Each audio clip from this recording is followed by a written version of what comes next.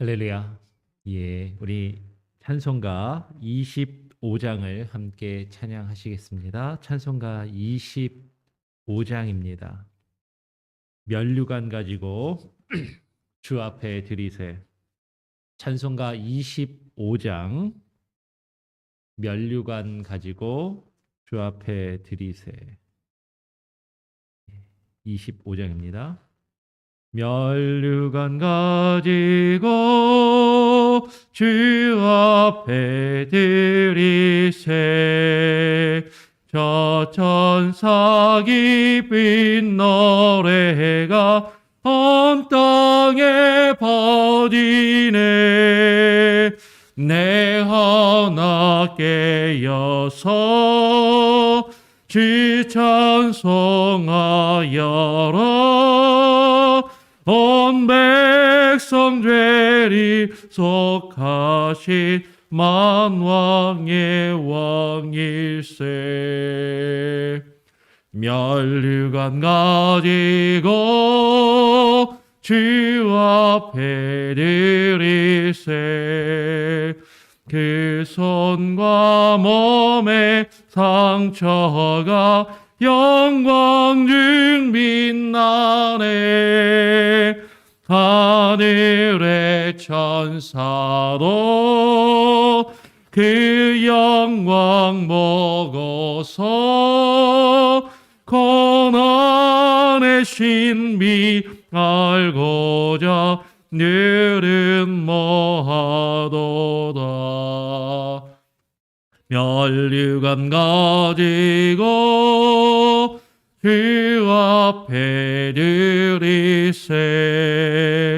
온 세상 전쟁 그치고 참 평화 오겠네. 주 보좌 앞에서 온 백성 엎드려 그 한량없는 영광을 늘 찬송하겠네. 아멘.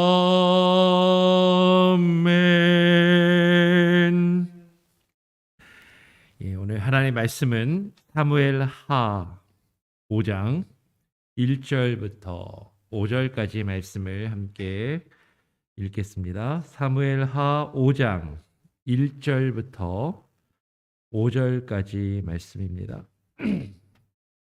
사무엘하 5장 1절 제가 먼저 읽고요. 5절까지 함께 읽겠습니다. 사무엘하 5장 1절입니다. 이스라엘 모든 지파가 헤브론에 이르러 다윗에게 나와 말하여 가로되 보소서 우리는 왕의 고륙이니이다. 전일 곧 사울이 우리의 왕이 되었을 때에도 이스라엘을 거느려 출입하게 한 자는 왕이시었고 여호와께서도 왕에게 말씀하시기를 내가 내 백성 이스라엘의 목자가 되며 이스라엘의 주권자가 되리라 하셨나이다 하니라. 이에 이스라엘 모든 장로가 헤브론에 이르러 왕에게 나아오매 다윗 왕이 헤브론에서 여호와 앞에서 저희와 언약을 세우매 저희가 다윗에게 기름을 부어 이스라엘 왕을 삼으니라. 다윗이 30세에 위에 나아가서 40년을 다스렸으되 5절도 함께 읽겠습니다. 헤브론에서 7년 6개월 동안 유다를 다스렸고 예루살렘에서 33년 동안 온 이스라엘과 유다를 다스렸더라. 아멘. 예. 오늘 함께 읽은 말씀을 가지고 이스라엘의 왕이 된 다윗, 이스라엘의 왕이 된 다윗이라는 제목으로 함께 말씀을 나누겠습니다. 어제는 유다의 왕이 된 다윗이라는 제목으로 함께 말씀을 나누었죠. 우리의 입장에서는 어제 오늘 하루밖에 차이가 나지 않지만 이 성경에서는 좀 전에 읽은 것 같이 7년 6개월의 긴 시간이 지금 이제 지난 것이죠. 7년 6개월 전에 다윗은 단지 유다 족속, 유다 지파의 왕으로 기름 부음을 받고 이제 인정을 받았습니다. 그런데 이제 7년 6개월이 지나서 온 이스라엘의 모든 지파가 그를 왕으로 인정하고 왕으로 세움을 받게 되는 것이죠. 사무엘하 2장에서 단지 유다의 왕이 되었던 다윗은 오늘 사무엘하 5장에서 온 이스라엘의 왕이 되고 있어요. 어떻게 보면 성공한 겁니다. 어떻게 보면 출세한 거고, 야, 이제 다 됐다 싶은 그런 마음이 다윗에게 어쩌면 들었을지도 모르겠어요. 이스라엘의 왕이 되었다라는 것, 어떻게 다윗이 이스라엘의 왕이 될 수 있었을까 오늘 한번 좀 살펴보고, 그리고 그렇다면 다윗이 이스라엘의 왕이 된 것은 성공한 것이고 출세한 것이고 그럼 이제 다 끝난 것인가? 그렇지 않다라는 것을 우리가 같이 한번 살펴보기를 원하는 것이죠. 우리는 많은 경우에 다윗이 그런 다윗을 통해서 혹은 성경에 나오는 많은 신앙의 인물들을 통해서 가장 쉽게 우리가 생각하고 얻고 사실 우리도 그렇게 바라는 교훈은 무엇이냐면 처음에는 힘들고 어려웠다가 그걸 잘 이겨내면 다 성공하고 출세하고 잘 됐더라. 하나님께 복받고 잘 살았더라. 사실 우리는 그것을 사실 기대하고 바라는 것이죠. 근데 오늘 우리가 한번 이제 앞으로 오늘도 뿐만 아니라 계속해서 다윗의 모습과 또 사무엘하 나머지 부분들을 또 읽어 내려가면서 과연 그런 것인가라는 것을 한 번쯤 생각해 보기를 원하는 것이에요. 오늘 사무엘하 5장 1절에 보면 이렇게 이야기합니다. 이스라엘 모든 지파가 헤브론에 이르러 다윗에게 나와서 이제 다윗에게 말하는 것이죠. 자신들의 왕이 되어 달라라고 그렇게 요구를 합니다. 그러면서 하는 말은 보소서 우리는 왕의 고륙이니다라고 이야기해요. 고륙이라는 게 뭐죠? 친척이라는 것이고 아주 가까운 사이라는 거고 정말로 친밀한 그런 관계가 아니냐라고 이야기하는 거야. 이스라엘 모든 지파가 지금 다윗에게 나와서 당신이랑 우리랑 가깝잖아요. 우리 친한 사이 아닙니까? 우리가 원래 친밀하고 가까운 사이니까 당신이 우리의 왕이 되어 주시면 좋겠습니다라고 그렇게 강조를 하면서 이야기를 하고 있는 것이죠. 그런데 어제도 얼핏 말씀을 드렸지만 사무엘하 3장 1절을 보면 그리고 사무엘하 3장 1절과 6절을 보면 사울의 집과 다윗의 집 사이에 전쟁이 오래 있었다라고 이야기를 합니다. 적어도 다윗이 왕이 된 이후에도 7년 6개월 동안 계속해서 전쟁과 다툼과 갈등이 있었다라는 것이죠. 그 이전에도 있었어요. 다윗이 유다의 왕이 되기 이전에도 있었고 그리고 다윗이 유다의 왕이 된 이후에도 지금 7년 6개월이라는 그 기간 동안 오랜 갈등과 다툼이 있었습니다. 그런데 지금 그들이 나와서 이야기하는 것이죠. 전일 곧 사울이 우리의 왕이 되었을 때에도 이스라엘을 거느려 출입하게 한 자는 왕이셨다. 다윗 왕 당신이었습니다. 사울이 왕이었지만 이렇게 얘기하는 거죠. 사울이 뭐 한 게 뭐 있습니까? 다윗이요. 다윗 당신이 골리앗도 죽였고 왕으로 장수로 또 임명을 받아서 실제로 우리 백성들 앞에서 출입한 것은 당신이 아닙니까? 어떤 실제적인 지도자로서 그 일을 감당하고 우리를 잘 보살피고 우리 앞에서 여러 가지 일들을 행한 것은 다윗 당신이 아니십니까? 라고 지금 그렇게 다윗을 축켜 세우고 있었던 것이죠. 근데 그렇게 다투던 사람들이 그렇게 갈등을 가졌던 그들이 다윗을 막 이렇게 지켜 세우고 그리고 거기에 더 나아가서 하나님의 말씀까지 거론을 해요.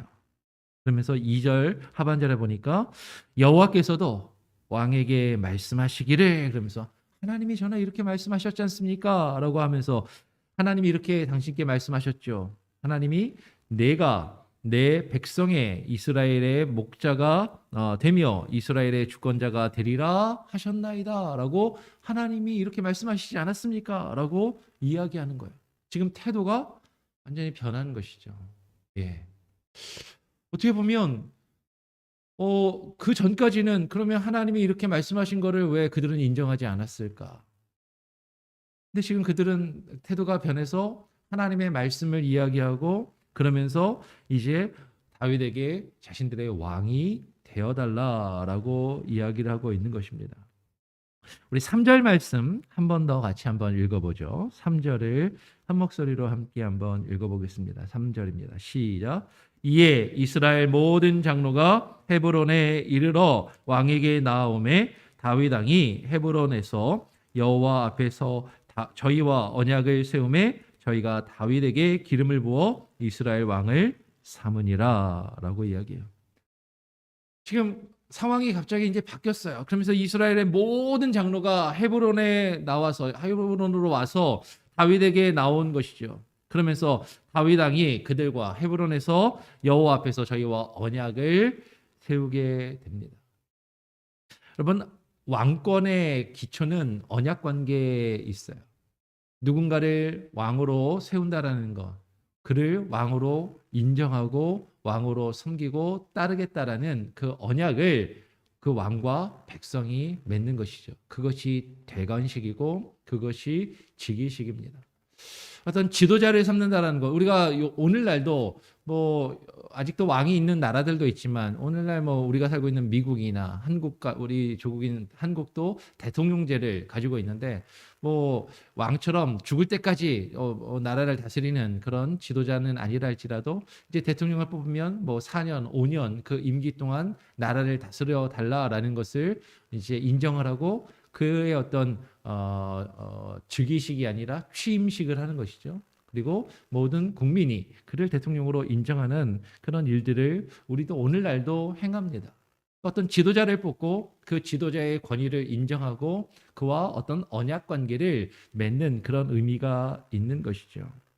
그러면서 이제 그런 언약을 다윗과 세우면서 저희가 다윗에게 기름을 부어 이스라엘 왕을 삼으니라라고 이야기해요. 어제도 얼핏 말씀을 드렸지만 이미 다윗은 하나님께 기름 부음을 받았습니다. 사무엘 선지자를 통하여 사무엘을 통하여서 이제 다윗은 이전에 이미 하나님께 기름 부음을 받았지만 그가 실제로 백성들 앞에서 왕으로서의 사명과 사역을 감당하기 위해서는 그 백성들이 그를 인정하고 그에게 그에게 기름을 부어서 당신이 우리의 왕입니다. 라고 그것을 인정하는 그런 일들이 필요했다라는 것이죠. 그래서 이전에 유다의 왕이 되었을 때 유다 족속은 다윗을 왕으로 인정하고 그에게 기름을 부어서 자신들의 왕으로 받아들였지만 이스라엘 백성들은 아직 사실 그렇게 하지 않았었다라는 것이에요. 근데 이제 온 이스라엘이 다윗에게 나와서 다윗에게 기름을 붓고 당신이 우리의 왕이십니다. 우리가 당신을 왕으로 인정하고 섬기고 섬길 테니 우리를 이끌어주고 우리를 다스려달라라고 그렇게 지금 언약의 관계를 맺고 있는 것이죠. 그럼 이건 사실 뭐 교회에서도 사실 마찬가지예요.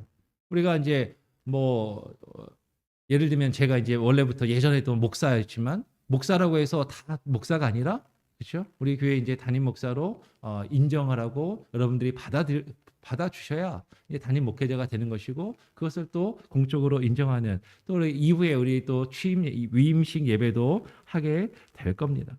하여튼 지금 그런 관계 속에서 지금 이스라엘 백성들이 다윗을 왕으로 인정하고 있다라는 것이죠. 그런데 이스라엘 모든 지파가 왜 지금 갑자기 다윗을 찾아와서 그를 왕으로 삼으려 하고 있는 것인가? 지금 7년 6개월 동안 어떤 일이 있었는가? 아마도 다윗이 열심히 유다를 다스렸을 거예요. 그리고 다윗이 잘한다라는 소문도 났을 것이고 그것을 인정하는 그런 일들이 있었을 것입니다. 그런데 오늘 우리가 성경을 그 앞에서부터 사무엘하 2장을 어제 살펴보았고 3장 이하의 내용을 쭉 살펴보게 되면 다윗은 자신이 스스로 왕이 되고자 했던 것이 아니었습니다. 다윗은 자신이 스스로 왕이 되고자 하는 것이 아니라 하나님의 주권과 하나님의 섭리로 하나님의 섭리하심으로 왕이 되었다라는 것을 우리는 발견하게 되는 것이죠. 3장의 내용을 한번 그냥 간략하게 한번 눈으로 한번 보시면서 제가 설명을 드릴 테니까 한번 따라와서 보시면 좋을 것 같아요. 이제 3장 1절과 6절에 다윗의 집안과 그죠? 사울의 집안과 다윗 집안 사이에 전쟁이 있었다라고 이야기하고 3장 6절에 전쟁이 있는 동안에 아브넬이 사울의 집에서 점점 권세를 잡았다라고 그렇게 이야기를 합니다. 아브넬은 이제 사울의 부하 중에 한 명이었던 것이죠. 장수 중에 한 명이었어요. 근데 사울 왕은 죽었습니다. 근데 사울 왕에게 첩이 하나 있었는데 사울이 죽은 이후에 그 권세를 잡은 아브넬이 사울의 첩을 취하여서 그와 통간을 한 것 같아요. 오늘날도 뭐 비슷할 수도 있지만 특히 고대 사회에는 이제 누군가의 아내, 누군가의 첩을 내가 취한다라는 것은 그 사람의 자리, 그 사람의 권세, 그 사람의 것을 내가 그대로 빼앗아 갖는다라는 그런 의미를 어쩌면 가지고 있는 것이죠. 단순히 뭐 여자가 좋아서 단순히 성적인 만족을 위해서 그것을 넘어서서 여기에는 상당히 정치적이고 상당히 권력의 어떤 심과 어떤 그런 의미들이 담겨 있는 것이에요. 이 아브넬이 사울의 첩을 취하게 되니까 사울의 아들이 하나 있었습니다. 그 아들의 이름이 누구냐면 이스보셋이라는 아들이에요. 그 이스보셋이 7절 하반절에 보니까 이렇게 이야기합니다. 이스보셋이 아브넬에게 이르되 내가 어찌하여 내 아버지의 첩을 통간하였느냐라고 그렇게 따지게 되는 것이죠. 사울의 아들이 어떻게 당신이 우리 아버지의 첩을, 뭐 자기 친어머니는 아니었던 것 같아요. 그냥 첩이죠. 근데 어떻게 그럴 수 있냐라고 지금 막 따지면서 항변을 합니다. 그랬더니 8절에 아브넬이 이스보셋의 말을 매우 분하게 여겨서 말하는 것이죠. 내가 유다의 개 대강이뇨? 이 대강이 뭐냐면 개역 개정을 보니까 내가 유다의 개 머리냐? 이렇게 있어요. 대강, 그러니까 죄송합니다. 그냥 뭐 대가리 뭐 이런 표현인 것 같아요. 그죠? 대강. 내가 유다의 개 머리냐? 이렇게 개역 개정 성경은 번역을 해놨습니다. 내가 그렇게 아무것도 아니고 하찮은 것처럼 보이냐라고 오히려 더 화를 내는 것이죠. 그러면서 이 아브넬이 이야기합니다. 내가 당신 지금 살려주고 있는 거야. 그냥 내가 맘만 먹으면 당신 다윗에게 다 넘겨서 지금 당신 목숨도 거두어 갈 수 있고 내가 이 나라를 통째로 다윗에게 줄 수 있는데 그거를 당신이 지금 가질 수 있도록 그냥 내가 참고 기다리고 있는데 나한테 뭐라고 그래? 그러면서 안 되겠다. 이 나라를 내가 다윗에게 넘겨주겠다라고 그렇게 이야기를 하는 것이죠. 자신의 잘못을 지적하는 이스보셋에게 화가 난 아브넬이 이스라엘 온 나라를 다윗에게 주겠다라고 이야기합니다. 그러니까 그 나라를 줄 수 있는 권한과 힘이 누구에게 있다라고 생각하는 거예요? 자기 자신에게 있다라고 생각하는 거죠. 내가 맘만 먹으면 이 나라를 다윗에게 줄 수 있다라고 이야기를 해요. 그리고 3장 12절부터 21절까지의 내용을 보면 그 이스보셋을 누르고 권세를 잡은 그 아브넬이 다윗과 더불어서 언약을 맺고자 합니다. 참 재밌는 건 이 아브넬은 스스로 왕이 되려고 하지는 않았던 것 같아요. 자기가 직접 왕이 되려고 하지는 않고 자신이 왕을 만들어서, 그죠?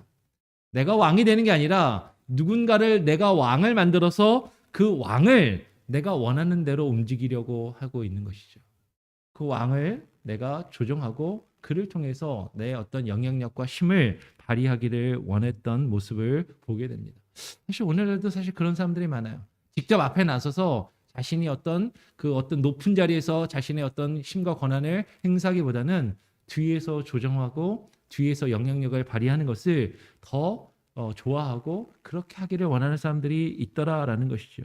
오늘 아브넬이 그런 사람이었습니다. 이 다윗은 자신과 언약을 맺자는 이 아브넬의 요구를 어떤 이유에서는지 받아들여요. 이 다윗이 잘한 것인지 잘못한 것인지에 대한 평가는 분명히 다를 수 있을 것입니다. 근데 하여튼 아브넬이 찾아와서 언약을 맺자고 하니까 다윗은 좋다 그러고 언약을 맺자 합니다. 그런데 단 사울의 딸 미가를 다시 아내로 찾기를 원하는 것이죠. 지금 성경을 읽어보면 그 사울의 딸 미가는 이미 다른 사람에게 시집 갔던 것 같아요. 네. 다른 남자의 여자가 이미 되어 있었습니다. 그런데 다윗은 이야기합니다. 나의 조강지처이고 내가 사울에게서 어떤 이방 사람들을 죽이고 얻은 아내이므로 내가 찾아야 되겠다라는 것이죠. 다윗이 사울의 딸 미가를 다시 찾으려 한 것은 어떤 의도였을까? 미가를 너무나도 사랑하고 좋아했기 때문에 다시 아내로 맞이하고자 했던 것인가? 뭐 그럴 수도 있을 것 같아요. 근데 그것보다는 어쩌면 아마도 이스라엘의 왕으로 이제 자신이 되어야 하는데 그 온 이스라엘의 왕으로서의 그 정통성을 유지하고 이어가기를 원했던 것이죠. 내가 사울의 사위다라는 그 정통성을 사실은 어쩌면 확보하기 원하였을지도 모릅니다. 어쩌면 여기는 다윗의 인간적인 모습도 있었던 것 같아요. 아브넬은 이스라엘 장로들과 이제 베냐민 사람들, 사울이 속하였던 그 베냐민 사람들을 다 설득하여서 다윗과 더불어 언약을 맺게 되는 것이죠. 그리고 사무엘하 3장 22절에서 30절에 보면 이제 다윗과 아브넬이 언약을 맺은 이후에 다윗의 부하 중에 다윗의 장수 중에 한 명이었던 다윗의 신복들 가운데 하나였던 요압이 있었습니다. 근데 그 요압이 다윗과 아브넬이 조약을 맺는 것을 좋아하지 않아요. 네. 근데 요압이 없을 때 이 일이 이루어졌습니다. 근데 요압이 나가서 싸우고 돌아와서 일단 그것을 알고 나서 오늘 사무엘하 3장 24절에 보니까 요압이 왕에게 이야기하는 것이죠. 아브넬이 왕에게 나왔거늘 어찌하여 저를 보내어 잘 가게 하셨습니까? 저 사람을 왔으면 제 발로 걸어 들어왔는데 그냥 보내면 어떡합니까? 죽여서 없애야지 라고 이야기를 하는 것이죠. 그리고서는 요압은 다윗이 평안하게 조약을 맺고 다윗과 언약을 맺었잖아요. 평화협정을 맺고 언약을 맺었단 말이에요. 그리고서 이 아브넬을 돌려보냈는데 이 다윗이 그냥 잘 돌려보낸 이 아브넬을 다윗의 부하 중에 하나였던 요압이 그게 마음에 안 든다고 다윗 몰래 쫓아갑니다. 그리고 다시 불러들여서 그 아브넬을 칼로 찔러서 배를 찔러서 죽여버리는 거예요. 다윗이 그냥 보내주라고 했는데 요압이 다윗의 말을 안 듣고 자기 마음대로 쫓아가서 죽여버리는 것이죠. 어떤 이들은 요압이 충신이었다라고 생각하고 다윗을 위해서 이렇게 했다라고 생각하는 경우들도 있는 것 같아요. 그런데 그 뒤에 28절, 30절에 보니까 그 이후에 다윗이 요압이 그 아브넬을 죽였다라는 이야기를 듣고서 다윗은 엄청나게 화를 냅니다. 그러면서 다윗이 뭐라고 이야기하냐면 그 죄가 요압의 머리와 그 아비의 온 집으로 돌아갈지어다라고 저주를 하는 것이죠. 자신의 명령과 자신의 권위와 자신이 이미 언약을 맺었는데 그 언약을 깨버리고 그 아브넬을 죽여버린 그 요압의 행동이 잘못되었다라고 이야기하며 그에게 매우 화를 내고 있는 것이에요. 여러분 아까도 말씀드렸지만 보통 요압을 다윗의 충신으로 알고 있는 경우들이 많이 있어요. 근데 사무엘하를 잘 읽어보면 요압은 다윗의 충신이기보다는 다윗의 왕권을 위협하는 존재였고 엄청난 야심가였다라는 것을 발견하게 됩니다. 다윗이 자신의 아들 압살롬이 반역을 일으켰지만 그 압살롬을 어떻게 하고 싶었어요? 살려주고 싶었는데 그 압살롬을 죽인 것도 요압입니다. 다윗의 아들을 죽였어요. 다윗이 죽이지 말라고 했는데 가서 죽여버립니다. 지금 이 아브넬을 다윗이 언약을 맺고 편안하게 돌려보냈는데 다윗의 그 권위를 무시하고 그냥 단칼에 죽여버린 것처럼. 어떻게 보면 다윗 밑에서 어떤 군사력을 통제하면서 이 다윗의 어떤 명령보다는 자신이 판단할 때 자신이 옳은 대로 하는 거예요. 그리고 자신이 볼 때 어떤 자신보다 더 강력한 힘을 가질 것 같은 사람이 있으면 바로바로 제거를 하는 그 일을 요압이 하게 됩니다. 그게 왕의 아들일지라도 그냥 단칼에 죽여버리는 것이죠. 어떻게 보면 지금 아브넬이 다윗과 언약을 맺어서 그 이스라엘 북쪽에 있는 11지파를 이제 다윗에게 딱 갖다가 바치면 누구에게 힘이 생기겠어요? 아브넬에게 힘이 생기죠. 요압은 그것을 원하지 않는 것입니다. 그리고 자신의 힘을 더 과시하고 유지하기 위해서 그 아브넬을 그냥 없애버리는 것이죠.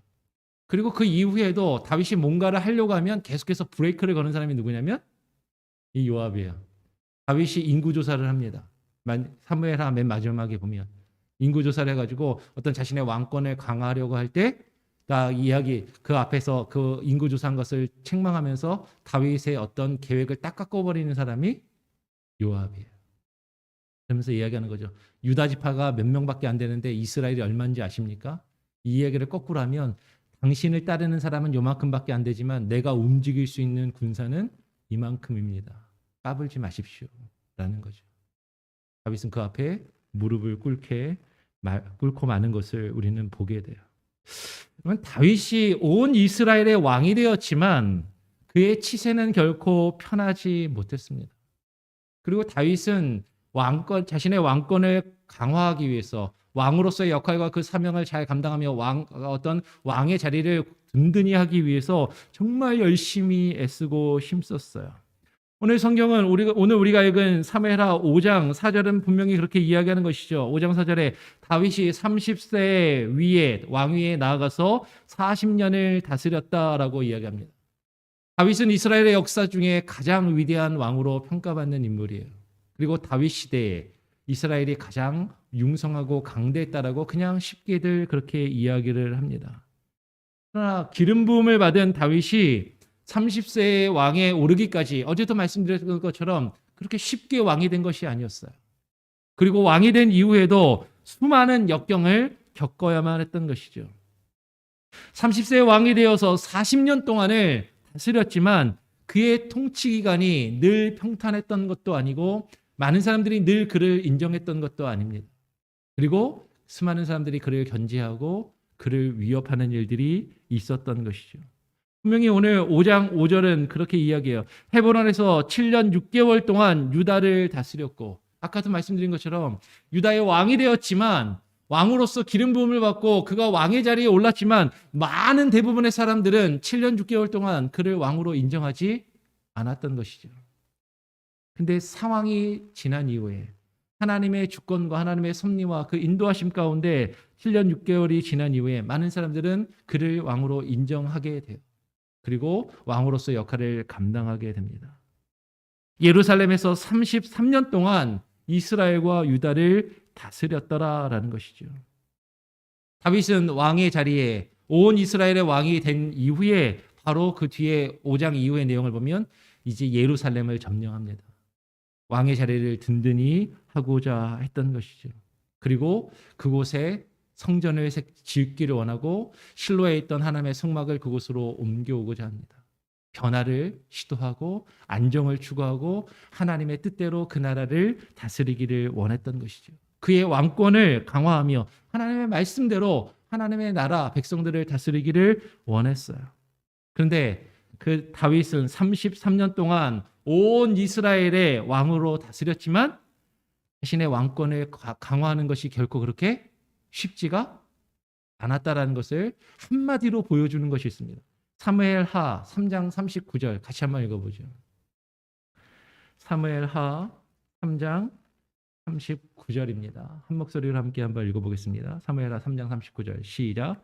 내가 기름 부음을 받은 왕이 되었으나 오늘날 약하여서 수르야의 아들인 이 사람들을 제어하기가 너무 어려우니 여호와는 악행하는 자에게 그 악한 대로 갚으실지로다 하니라.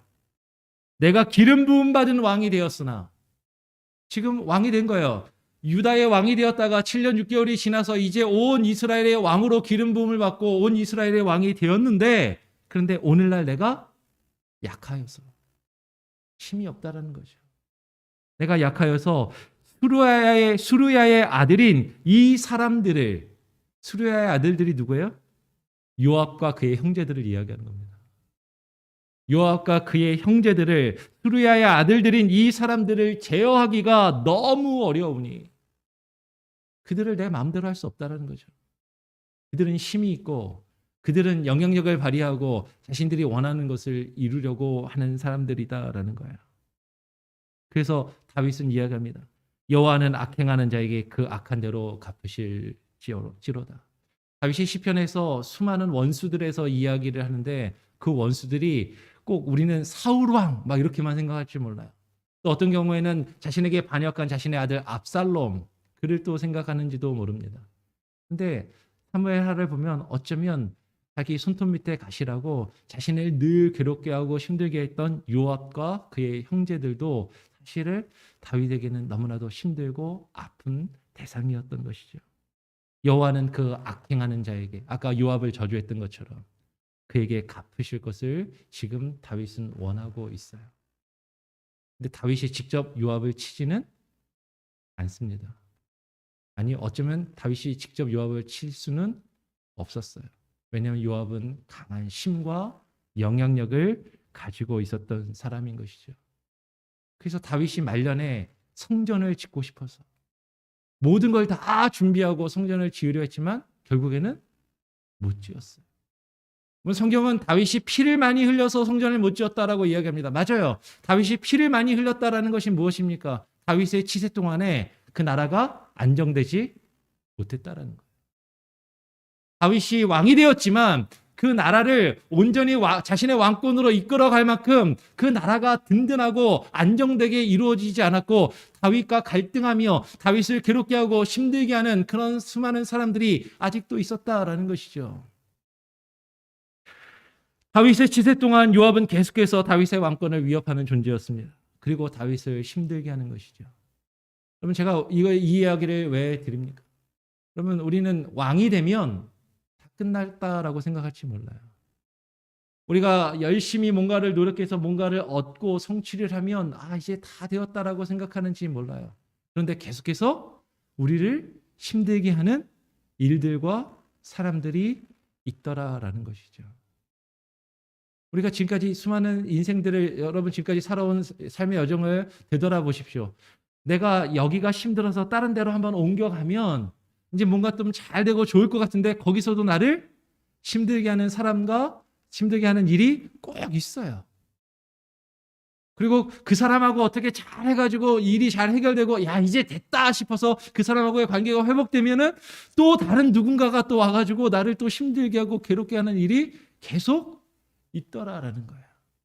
이제 다 된 것 같은데 이쯤 했으면 괜찮을 것 같은데 근데 그것이 인생이고 그것이 삶의 여정이에요. 다윗의 인생도 그러했다라는 것이죠. 어쩌면 우리도 하나님 앞에서 하나님을 믿고 하나님께서 우리에게 주신 소명과 사명과 사역을 열심히 감당하면서 이쯤 했으면 이제 됐지, 이쯤 했으면 이제 열매를 거두고 이쯤 했으면 이제 기쁘게 즐겁게 신앙생활 잘할 수 있겠지. 근데 늘 그렇지 않더라라는 거예요. 우리를 불편하게 하고 우리를 힘들게 하고 어렵게 하는 그런 일들, 그런 사람들, 그런 것들이 늘 우리 앞에 있어요. 근데 어쩌면 다윗은요, 그것 때문에 하나님 앞에 무릎 꿇게 됩니다. 그것 때문에 자신이 다 할 수 있다라고 생각하지 않고 하나님께 맡길 수밖에 없는 거예요.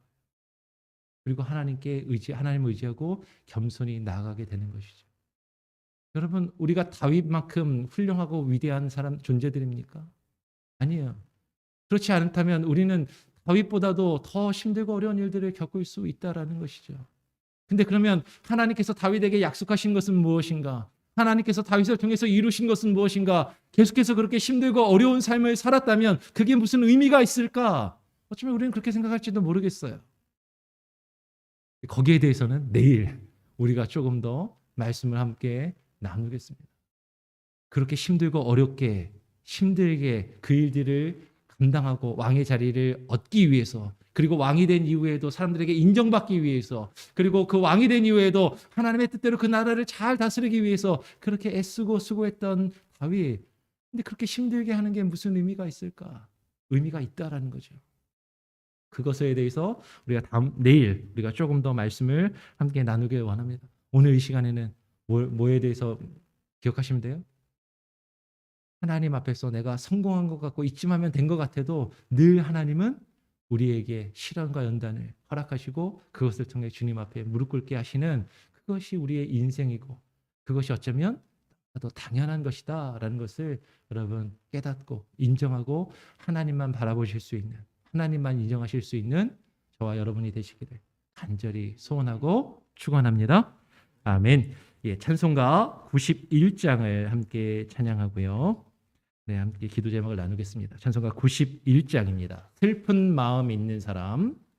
찬송가 91장. 91장입니다. 슬픈 마음 있는 사람, 예수 이름 믿으며 영원토록 변함없는 기쁜 마음 얻으리. 예수의 이름을 세상의 소망이요. 예수의 이름을 전국의 기쁨일세. 거룩하신 주의 이름 너의 방패 삼아라. 환난 시험 당할 때에 주께 기도드려라. 예수의 이름을 세상의 소망이요. 예수의 이름을 전국의 기쁨일세. 존귀하신 주의 이름 우리 기쁨 되도다. 주의 품에 안길 때에 기뻐 찬송 부르리. 예수의 이름을 세상의 소망이요.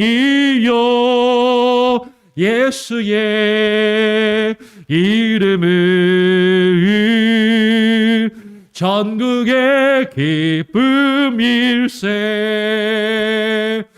우리 갈 길 다간 후에 보좌 앞에 나아가 왕의 왕께 경배하며 면류관을 드리리. 예수의 이름을 세상의 소망이요. 예수의 이름을 전국의 기쁨일세. 예, 함께 기도 제목을 나누겠습니다. 여러분, 어렵고 힘든 순간이 지나고 좋은 일이 있을 때 그것은 어쩌면 내가 잘해서라기보다는 하나님의 주권과 하나님의 섭리하심으로 이루어졌음을 우리는 깨달아야 할 것입니다. 근데 우리는 내가 잘해서 그렇게 좋은 일들이 이루어졌다라고 생각할 때가 종종 있는 것 같아요. 근데 잘 돌이켜보면 성공한 그 순간에도 성공한 것 같은 그 순간에도 우리에게는 늘 언제나 힘들고 어려운 일들이 닥쳐옵니다. 오히려 성공했다라고 방심하고 있고 안심하고 있고 그렇게 안주하고 있을 그때에 우리를 위협하는 더 큰 일들, 그런 사람들을 만나게 되는 경우가 종종 있는 것이죠. 근데 어쩌면 그것이 인생입니다. 모든 사람이 그렇게 살아요. 우리가 볼 때는 다른 사람은 다 잘 사는 것 같고 나만 힘든 것처럼 느껴질지도 모르겠습니다. 아니요. 우리가 볼 때 괜찮은 삶을 사는 것 같고 잘 사는 것 같은 사람들에게도, 그런 나에게도 힘들고 어려움이 있는 것이죠. 나를 힘들게 하는 그 무엇, 그 누군가가 분명히 있습니다. 그 앞에서 우리는 하나님을 찾아야 할 것이에요. 그리고 하나님께 의지하고 하나님 나를 붙들어 주시고 인도하여 달라라고 하나님의 뜻대로 나의 삶을 하나님이 다스리시고 하나님이 통치하시는 주님의 주권과 왕권을 인정하며 주님과 함께 살아갈 수 있는 귀하고 복된 인생이 될 수 있게 해달라고 여러분 그렇게 기도하시고요. 그럴 때 하나님께서 다윗과 같이 저와 여러분을 또 하나님의 나라와 하나님의 그 통치를 드러내며 나타내는 귀한 도구들로 사용하실 줄 믿습니다. 그렇게 기도하시고 또 교회를 이끌어가는 또 저와 그리고 우리 장로님들, 교회의 재직들, 중직자들을 위해서 기도해 주시고, 그러면 교회를 위해서 계속해서 대신방 기간 중에 있습니다. 우리 신방을 받는 성도님들의 마음, 그리고 가서 하나님의 말씀을 증거하며 또 예배하는 인도하는 저를 위해서도 계속 기도해 주시기를 부탁드립니다. 제가 한번 기도하고요. 주님 가르쳐 주신 기도로 마친 이후에 자유롭게 기도하시겠습니다. 하나님 감사합니다. 오늘 이스라엘의 왕이 된 다윗에 대하여 함께 또 말씀을 살펴보았습니다. 다윗은 스스로 왕이 되고자 그렇게 애써서 자신의 힘과 의지와 노력으로 왕이 된 것이 아니라 모든 것이 하나님의 주권과 하나님의 섭리하심과 하나님의 인도하심으로 이루어졌음을 오늘 우리는 발견하게 됩니다. 아무리 내가 애쓰고 수고한다 할지라도 하나님께서 허락하시지 않는다면 우리 주변에 있는 수많은 상황과 수많은 사람들이 결코 나를 인정할 수 없고 인정해 주지 않고 그리고 하나님 앞에서 그 일들을 내가 이룰 수 없음을 고백하게 됩니다. 하나님, 정말 우리가 다윗과 같이 때로는 실수하고 때로는 범죄하고 때로는 넘어질지라도 늘 하나님을 바라보게 하시고 주님을 의지하게 하시고 하나님께 우리의 모든 연약함과 부족함을 내어 맡기며 우리를 힘들게 하는 수많은 일들, 우리를 힘들게 하고 어렵게 하는 수많은 사람들, 그런 사람들이 있을 때 하나님 그들과의 관계 속에서 하나님을 더욱더 붙들며 하나님을 의지하고 하나님께 모든 것을 맡기며 나아갈 수 있게 하여 주시옵소서. 하나님, 오늘 우리의 삶 가운데도 지금 나의 상황과 나의 삶 가운데도 어렵고 힘든 문제가 있습니다. 나를 힘들게 하고 어렵게 하는 사람들이 있습니다. 하나님, 그 누군가를 놓고 기도하게 하시고 하나님, 내가 그에게 스스로 악을 악으로 갚는 것이 아니라 악으로 선을 이기며 하나님, 그를 통해서 내가 받은 상처와 아픔들을 주님 앞에 내려놓고 주님께 맡기며 주님께서 갚아주시기를 온전히 주님께 구하는 믿음의 사람의 삶을, 그러한 모습으로 하루하루를 살아갈 수 있게 하여 주시옵소서. 오늘 하루의 삶을 주님께 맡깁니다. 오늘 하루를 주님께 온전히 의탁드립니다. 하나님, 특별히 교회 가운데 세우신 하나님의 일꾼들을 기억하여 주시고 부족한 종을 기억하여 주시고 함께 하나님 사역하며 동역하는 장로님들과 그리고 중직자들을 그리고 우리 재직들을 기억하여 주시고 저들이 주께서 맡기신 일들을 감당할 때 때로는 어렵고 힘든 일들이 있지만 그럴 때마다 주님 앞에 무릎 꿇으며 서로를 붙들어주고 의지하며 함께 동역해 나갈 수 있는 귀한 은혜가 있게 하여 주시옵소서. 대신 병기간 중에 있사오니 하나님께서 함께 하여 주시고 우리 성도님들의 마음과 저들의 가정을 하나님 살피게 하여 주시고 온전히 저들 우리가 함께 삶과 믿음을 나누며 서로의 기도의 제목을 나누며 서로를 위하여 기도하고 서로를 향하여 마음의 문을 열어갈 수 있는 귀한 시간들이 되게 하여 주시옵소서. 오늘 아래 삶을 주님께 온전히 맡기고 의탁드리오며 거룩하신 예수 그리스도의 이름으로 기도합니다. 아멘. 하늘에 계신 우리 아버지여, 이름이 거룩히 여김을 받으시오며 나라가 임하시오며 뜻이 하늘에서 이루어진 것 같이 땅에서도 이루어지이다. 오늘날 우리에게 일용할 양식을 주옵시고 우리가 우리에게 죄 지은 자를 사하여 준 것 같이 우리 죄를 사하여 주옵시고 우리를 시험에 들게 하지 마옵시고 다만 악에서 구하옵소서. 대개 나라와 권세와 영광이 아버지께 영원히 있사옵나이다. 아멘. 자유롭게 기도하시기 바랍니다.